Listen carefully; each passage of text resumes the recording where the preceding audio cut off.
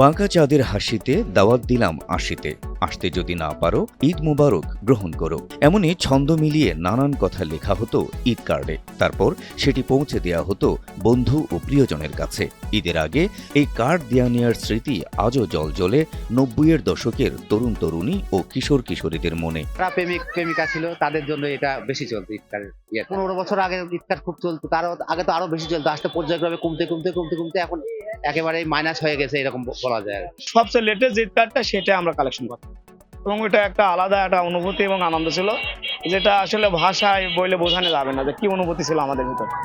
২০০০ সালের পর থেকে কমতে শুরু করে ঈদ কার্ডের প্রচলন। কম্পিউটার মোবাইল ফোনের দৌরাত্ম্যে এক পর্যায়ে হারিয়ে যায় এই চর্চা। তার বদলে জায়গা করে নেয় ইমেইল ও মুঠোফোনের খুদে বার্তা। সেটিও রং হারায় দ্রুতই। আগে যেমন ভ্যালেন্টাইন্স ডে ছিল, ঈদ কার্ড ছিল বা ফ্রেন্ডশিপ যে কার্ডগুলো ছিল, কিন্তু এখন আসলে এগুলো হয় না। তো আমাদের উচিত এগুলো আবার নতুন করে শুরু করা। আর এখন ঈদের শুভেচ্ছা আদান প্রদান হচ্ছে হোয়াটসঅ্যাপ মেসেঞ্জারে। এই যুগের এই গেজেট ভিত্তিক যোগাযোগে সে আগের আমেজটা আর মেলে না। বন্ধু বান্ধব বা প্রিয়জনের কাছ থেকে ঈদ কার্ড পাওয়ার বা দেওয়ার যে আনন্দ, তার সাথে তুলনাও চলে না। কার্ড পাওয়ার জন্য আমরা কুরিয়ার সার্ভিসও পাঠিয়েছি এবং কুরিয়ার সার্ভিসও আমাদেরও ঈদ কার্ড এসেছে। এই যে অপেক্ষা এবং ঈদ কার্ডের মাধ্যমে যে ঈদের যে আনন্দ বাড়তি, এটাই আমাদের এক ধরনের ঐতিহ্য ছিল। সেই ঐতিহ্য আসলে নেই। আনন্দটা আবার অকৃত্রিম হোক, ঈদের আনন্দটা আবার আমরা সবাই মিলে আমাদের ঐতিহ্যিক আরাধনায় আমরা আবার আনন্দে মেতে উঠি। এ বিষয়ে স্মৃতিকাতর অনেকেই চান আগের সেই আমেজ ফিরে পেতে। তেমনি একজন কুষ্টিয়ার নুরি সিয়ামুচ্চারণ ঢাকা বিশ্ববিদ্যালয়ের শিক্ষার্থী জানান, হোয়াটসঅ্যাপ মেসেঞ্জারে অনুভূতির আদান প্রদান সেভাবে জমে না।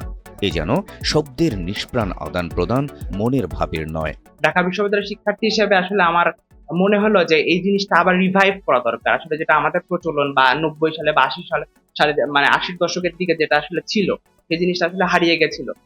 মনে হয় যে নতুন করে যদি রিভাইভ করা যায়, জিনিসগুলো রিস্টোর করা যায়, তাহলে পরে আমাদের সংস্কৃতিটা আরো বেশি আগায় যাবে। নিজে এই প্রজন্মের একজন হলেও পুরনো এই চর্চার আবেদন নাড়া দিয়েছে মনকে। তাই তিনি চান ঈদ কার্ডের এই যুগ ফিরে ফিরে আসুক আবার বারবার। আমাদের নিজস্ব যে সংস্কৃতিগুলো রয়েছে সেগুলোকে যদি রিভাইভ করতে পারি, রিস্টোর করতে পারি, তাহলে পরে আসলে ঈদ আরো বেশি প্রাণবন্ত হবে এবং ঈদের খুশি আরো বেশি ছড়িয়ে পড়বে। কাগজে কলমে যে অনুভূতি প্রকাশ করা যায় তা কি আর অন্য কিছুতে হয়, বলছেন কুষ্টিয়ার কুমারখালী সরকারি কলেজের বাংলার শিক্ষক। তাই এই সংস্কৃতির প্রচলন আবার ফিরে আসুক, এমনটাই চাইলেন তিনি। চিঠির মধ্য দিয়ে যে অনুভূতি ব্যক্ত করা যায়, ঈদ কার্ডে আমার অনুভূতিটা বন্ধুর কাছে যে সুন্দরভাবে ব্যক্ত করা যায়, এটা তো ওই মৌখিকভাবে ব্যক্ত করা সম্ভব না। যেরকম আমরা মোবাইলে হাই হ্যালো করে শেষ করি, কিন্তু একটা চিঠি লিখতে গেলে একটা বিশেষ অনুভূতি আছে।